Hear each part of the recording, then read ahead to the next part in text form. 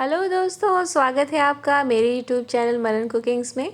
दोस्तों, जैसा कि आप जानते हैं सर्दी का मौसम है और ऐसे में बाज़ार में कीनू बहुत मात्रा में आ रहे हैं और सस्ते भी मिल जाते हैं। तो क्यों ना इसकी एक रेसिपी बना ली जाए।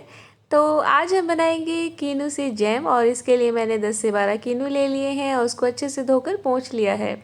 तो आप चाहें तो इसका जूसर में जूस निकाल सकते हैं या फिर एक्सट्रैक्टर की सहायता से भी जूस निकाल सकते हैं, पर मेरे पास ये दोनों ही अवेलेबल नहीं है। तो मैं क्या करूँगी, बस इसको सिंपली इसका छिलका उतार लूँगी और फिर उसके बाद इसकी एक एक कलियाँ साफ़ कर लूँगी और फिर इसको मिक्सी ग्राइंडर में पीस लूँगी। ये सबसे आसान तरीका है और सबके पास अवेलेबल भी होता है। तो यहाँ पर मैंने इसका छिलका उतार लिया है और ये जो वाइट पार्ट आप देख रहे हैं ना, इसे हमें निकाल लेना है, क्योंकि इससे क्या है ना, जूस में कड़वाहट आ जाती है। तो इसका एक एक कली मैं निकालूंगी पहले, और एक एक कली के ऊपर से जो ये वाइट पार्ट है ना, इस तरह से मैं निकाल कर अलग कर लूँगी। ये देखिए। और यहाँ पर मैं चाकू की सहायता से आगे का जो पार्ट है वो निकालूंगी।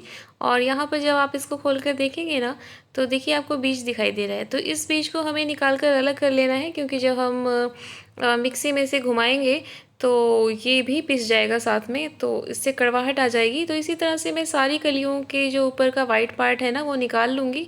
और यहाँ पर देखिए जो छिलके हैं ना, उसका भी जो अंदर का वाइट पार्ट था ना, उसे मैंने चाकू की सहायता से खुरच कर निकाल लिया है।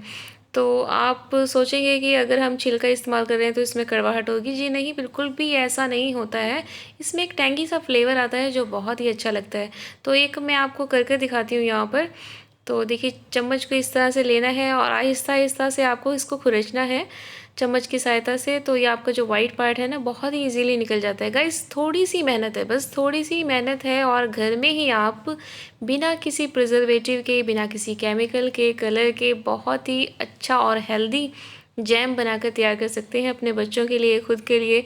और जैसा कि आप जानते हैं कि नींबू जाति के जितने भी फल होते हैं ना, उसमें विटामिन सी प्रचुर मात्रा में होता है। और विटामिन सी हमारी स्किन के लिए, हमारी हेयर के लिए और हाजमे के लिए बहुत सारे वीडियोस हैं, आप देख सकते हैं कि कितना फ़ायदेमंद होता है। गाइज़, अगर आप जानना चाहते हैं कि एलोवेरा का जैम कैसे बनाया जाए, एलोवेरा भी बहुत ज़्यादा फ़ायदेमंद होता है ना हमारे स्वास्थ्य के लिए और स्किन के लिए, हेयर के लिए और आइज़ के लिए, बहुत सारे फ़ायदे हैं उसके भी।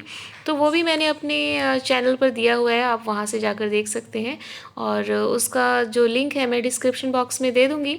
तो गाइस, इस तरह से हमें क्या करना है ना, हल्का हल्का सा खुरचते हुए बिल्कुल इसका जो वाइट पार्ट है वो निकाल लेना है। और ये देखिए थोड़ा सा रह गया, इसे भी मैं खुरच देती हूँ।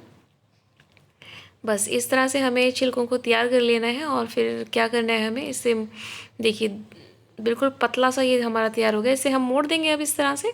और मोड़ कर अब हम क्या करेंगे ना, चाकू से हम इसके लंबे लंबे स्ट्रिप्स से काट लेंगे।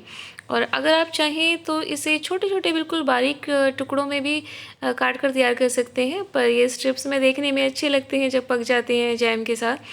तो बस इसी तरह से मैं क्या करूँगी ना, बाकी सारे भी स्ट्रिप्स काट कर तैयार कर लूँगी। ये देखिए इस तरह से, बिल्कुल इसी तरह से हमें बाकी को भी तैयार कर लेना है।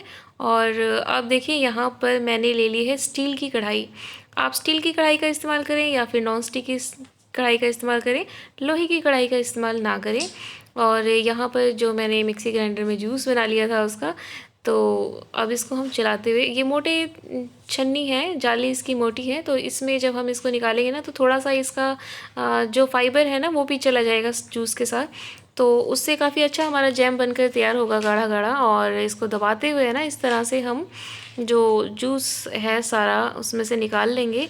और इस तरह से जो मोटी छन्नी में ही आप लीजिएगा, या फिर आप किसी कपड़े से भी आप इसका जूस निकाल सकते हैं। तो देखिए बहुत ही आसानी से इजीली निकल रहा है, ऐसी कोई ज़्यादा वो नहीं लग रही है। और आप नीचे से भी देख सकते हैं कि इसका जो देखिए ये थोड़ा सा जो फाइबर है ना वो हो गया है। तो इसको भी हम निकाल लेंगे और बाकी सारा जो बचा हुआ है ना जूस, उसको भी हम अच्छे से छान लेंगे। बस इतना करना है हमें। और फिर उसके बाद यहाँ पर देखिए मैंने कढ़ाई को चढ़ा दिया है गैस पर, और इसको हम एक उबाल आने तक पकाएंगे। और यहाँ पर देखिए अभी तो ये बिल्कुल ठंडा है और इसमें थोड़ा सा झाग भी आपको दिखाई दे रहा है, पर जैसे जैसे गर्म होगा ना तो ये झाग भी हट जाएगा। तो यहाँ पर देखिए इसमें थोड़ा थोड़ा गर्म होने लगा है और हल्का सा उबाल इसमें आने लगा है। तो यहाँ पर अब मैं क्या करूँगी ना, एक दालचीनी का टुकड़ा लूँगी और इसमें डाल दूँगी और इसका जो फ्लेवर है ना वो बहुत ही गजब का आता है। और आप चाहें तो इसे सिंपल भी बना सकते हैं, कोई ज़रूरत नहीं है दालचीनी डालने की, पर इसके दालचीनी के भी अपने ही फ़ायदे हैं, अपने ही गुण हैं। तो ये आप डाल देंगे तो बहुत अच्छा स्वाद आएगा। और यहाँ पर जो हमने छिलकों को काट के रखा था ना वो भी हम डाल देंगे और इसको इसी के साथ हम पकाएंगे ताकि पकते पकते बिल्कुल ये अच्छे से गल जाए इसमें और इसका सारा फ्लेवर इसमें आ जाए। और आप चाहें तो जब आप काटने के बाद एक बार धो भी सकते हैं, आपको लगे कि हाँ इसमें बहुत ज़्यादा कड़वाहट सापन आपको ऐसा लगे कि वो है, तो आप इसको थोड़ा सा हल्का सा धोने के बाद इसे निचोड़ के फिर इसमें डाल सकते हैं जूस में। तो यहाँ पर मैं मीठे के लिए देसी खांड का प्रयोग कर रही हूँ, आप चाहें तो चीनी का इस्तेमाल कर सकते हैं, मिश्री का इस्तेमाल कर सकते हैं। तो यहाँ पर लगभग हमारा 2.5 लीटर के करीब सारा बनकर तैयार हुआ था छिलका और ये, और इसमें मैंने 2 कटोरी के करीब देसी खांड डाल दिया है।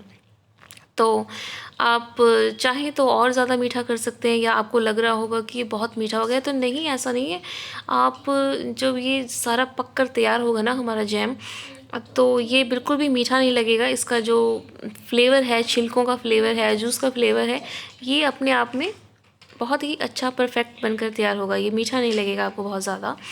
तो यहाँ पर अब हम इसे क्या करेंगे ना, कम से कम हम इसे पकाएंगे 25 से 30 मिनट के लिए पकने के लिए। अभी देखिए बिल्कुल ही वाटरी सी कंसिस्टेंसी आ रही है, जूस तो अभी हमने डाला है तो ये जूस की तरह ही दिखेगा, और धीरे धीरे जब हम 20 से 25 मिनट के लिए पकाएंगे ना इसे, तो ये गाढ़ा होने लगेगा।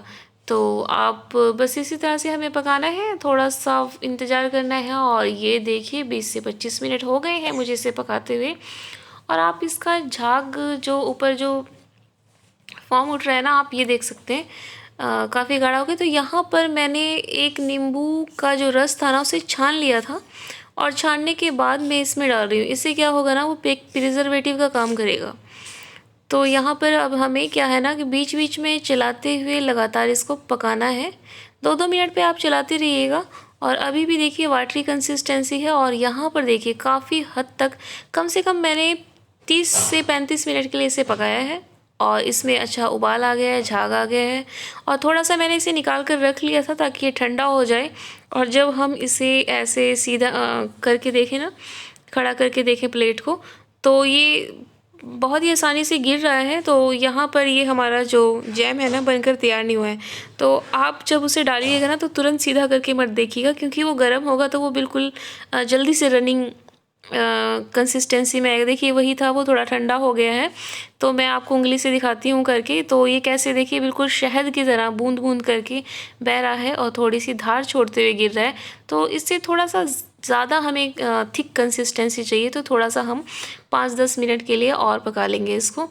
और ये देखिए काफ़ी आसानी से बह रहा है। तो 5-10 मिनट पकाने के बाद आप देख सकते हैं इसका झाग कितना गाढ़ा सा लगने लगा है जब हम चीनी को घोलते हैं। वैसे भी आप देखें जब कैरमलाइज करते हैं तो क्या होता है कि थोड़ा सा गजब गाढ़ा होता है तो होता है। तो फिर मैंने यहाँ पर क्या है ना कि इसको फिर से रख लिया था, ठंडा कर लिया था अच्छे से, और ठंडा करने के बाद अब देखिए मैंने बिल्कुल इसे खड़ा किया प्लेट को, तो ये नीचे गिर नहीं रहा है एकदम से, है ना।